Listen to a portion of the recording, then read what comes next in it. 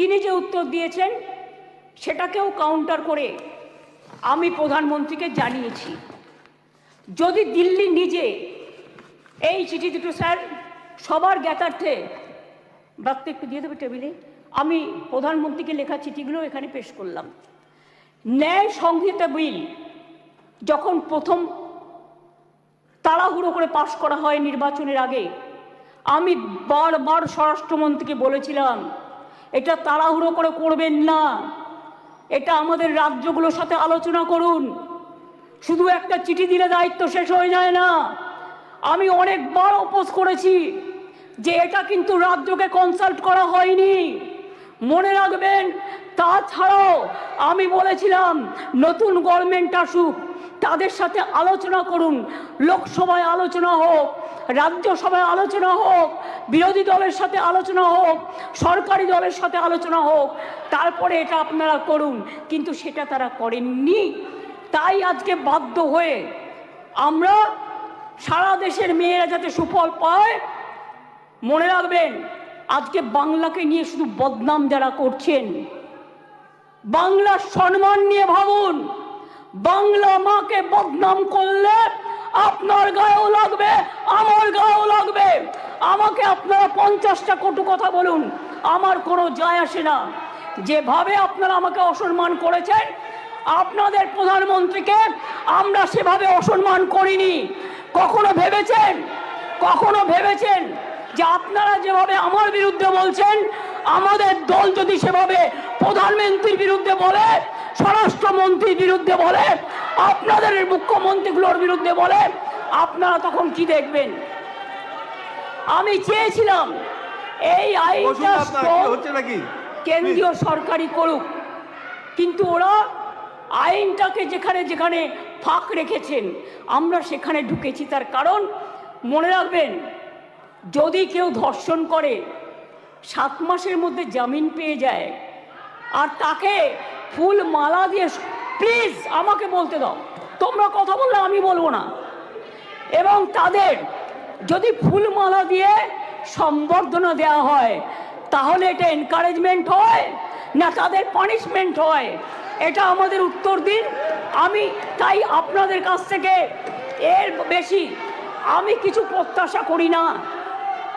বিলকিসের ধর্ষকদেরও jail থেকে ছেড়ে দিয়ে মালা পরানো হয়েছিল, যাবজ্জীবন জেলের সাজাপ্রাপ্ত উন্নাওয়ের ধর্ষণকারী, সেখানেও বাবা রাম রহিম থেকে নামটা বাদ, সকলকে প্যারোলে মুক্তি দেওয়া হয়েছে। এমনকি সাক্ষী মালিক আমাদের সোনার মেয়ে, তাদের উপরেও যে অত্যাচার হয়েছে, এবং আমার এখনও ডাউট আছে, আমি জানি না, বাট ক্রস চেক করলে দেখা যাবে ভেনাস কিন্তু দেশের জন্য গোল্ড আনতে পারত, কিন্তু ভেনাসকে আদৌ ভিক্টিমাইজ করা হয়েছে কিনা আগামী দিন ইতিহাস প্রমাণ করবে। আমি মনে করি নারী সুরক্ষা আমাদের অধিকার। মেয়েরা যাতে স্বচ্ছন্দে ও নির্ভয়ে তাদের অভিযোগ জানাতে পারেন, সেই লক্ষ্যে 49টি মহিলা থানা স্থাপন করা হয়েছে। সিপিএম আর চিৎকার করে বেড়াচ্ছে, বিজেপির সাথে কম্পিটিশন করছে। আমি ওয়ান না বিজেপি ওয়ান? আজকে সিপিএমএল আজকে কম্পিটিশন করে বেড়াচ্ছে, আমি ওয়ান না বিজেপি ওয়ান? শুনুন, মনে রাখবেন সিপিএমের 34 বছরের আমলে একটা মহিলা থানা ছিল না। আমরা 49টি মহিলা থানা আমরা ইতিমধ্যেই করেছি। 2011 সালের আগে কোনো মহিলা থানা বাংলায় ছিল না। মনে রাখবেন বিচার ব্যবস্থায় গতি আনতে আমরা 88টি ফাস্ট ট্র্যাক কোর্ট করেছি, 62টি পস্কো কোর্ট করেছি, এখনো 10টি পেন্ডিং আছে। সেটা হচ্ছে হাইকোর্টের কাছে, আমাদের কাছে নয়। প্লিজ আন্ডারস্ট্যান্ড, হাইকোর্টকে বলুন এটা তাড়াতাড়ি করে দেওয়ার জন্য। এছাড়াও 52টি ডেজিগনেটেড কোর্ট রয়েছে, যাতে মহিলাদের বিরুদ্ধে সংগঠিত অপরাধের মামলাগুলো দ্রুত বিচার করা হয়, যাতে মহিলারা দ্রুত জাস্টিস পান, বিচারের বাণী যেন নীরবে নিভৃতে না কাঁদে। এটা এই সভা দলমত নির্বিশেষে সবাইকে বলে দিচ্ছি, সবাইকেই বলছি। কেন্দ্রীয় সরকারই বলছে বাংলাদেশের সারা ভারতবর্ষের মধ্যে কলকাতা সবচেয়ে নিরাপদ শহর। মনে রাখবেন, কলকাতায়, উত্তরপ্রদেশে 7 লক্ষ নারী নির্যাতনের ঘটনা ঘটেছে, গুজরাটেও 5 লক্ষ নারী নির্যাতনের ঘটনা ঘটেছে।